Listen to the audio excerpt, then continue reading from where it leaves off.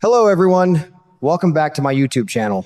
I tell you what, looking at the latest scoops coming out of General Hospital, I am just sitting here shaking my head in absolute disbelief at the sheer magnitude of the trouble brewing for our girl Willow Kane. Caitlin McMullen is doing a phenomenal job portraying this complex situation, but man, oh man, her character is skating on some incredibly thin ice right now.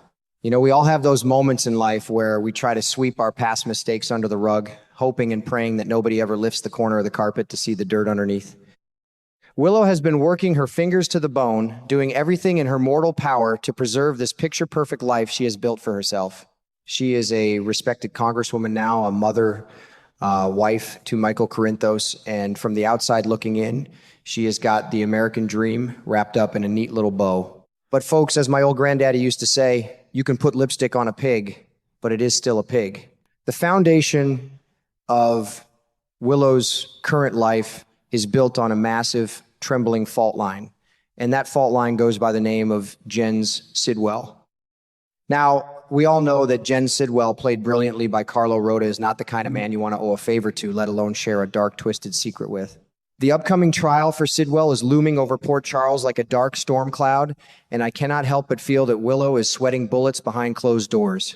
The spoilers for this summer indicate that Willow's past connection to this dangerous man is going to come back and bite her in the worst possible way. She thought she could outrun her involvement with him, but the chickens are finally coming home to roost. It is a classic tale of a good person making a terrible, desperate choice and having to pay the piper.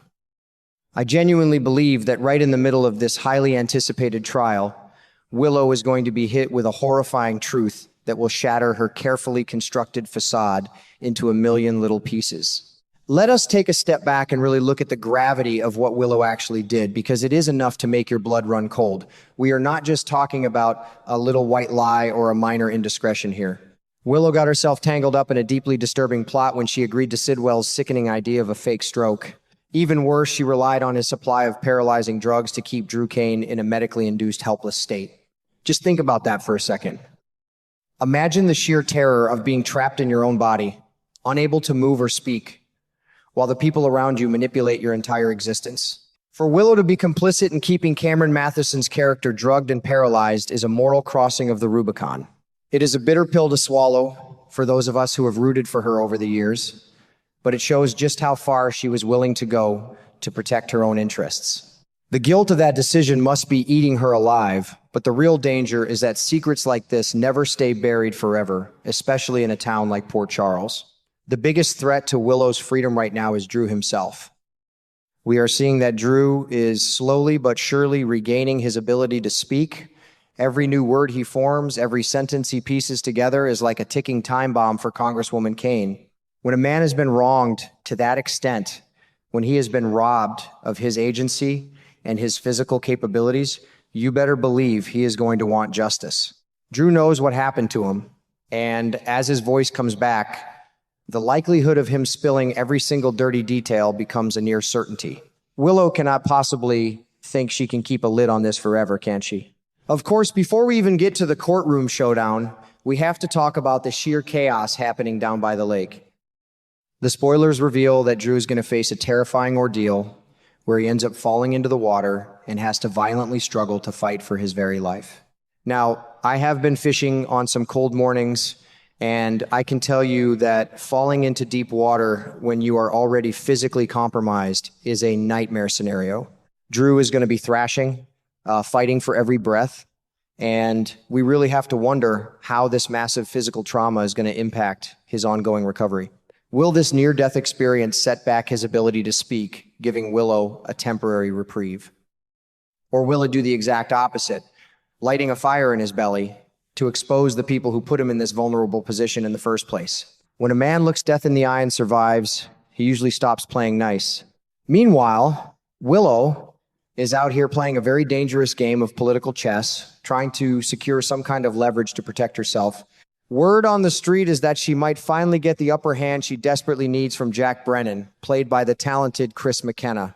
Apparently, Brennan is going to be doing some heavy negotiating with Valentine Cassadine, and Willow is hoping to use whatever information comes out of that to keep Drew quiet. It is a desperate move from a desperate woman, She is hoping to blackmail Drew into silence, using whatever dirt she can scrape together. But let us be honest with ourselves here, folks. The mess surrounding Drew's embezzlement of funds is absolute child's play compared to the horrific crimes Willow has committed. Stealing money is one thing, but drugging and paralyzing a human being, that is a whole different ballgame. I can completely see a scenario where Drew plays along with Willow's little blackmail scheme. He is a smart guy, a former Navy SEAL. He knows how to survive behind enemy lines. I can picture him looking Willow in the eye, nodding his head, and pretending to submit to her threats, all while he is secretly working behind the scenes to orchestrate her downfall. Why wouldn't he arrange a rock-solid immunity deal for himself with the authorities? We already saw Ezra Boyle, played by Daniel Cosgrove, score a major victory by flipping on Sidwell and betraying him to save his own skin. If Ezra can bite the bullet and make a deal, you bet your bottom dollar that Drew Kane can do the exact same thing.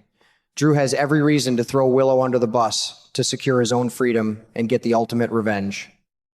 Just picture the scene in the courtroom during the Jen Sidwell trial. The heavy wooden doors, the judge sitting high on the bench, the gallery packed with the gossips of Port Charles. Willow is sitting there, probably wearing one of her sharp, professional congresswoman suits, thinking she has dodged a bullet because of her blackmail scheme. And then the prosecution calls their star witness, Drew Kane. The gasp in the room would suck all the air out of the building.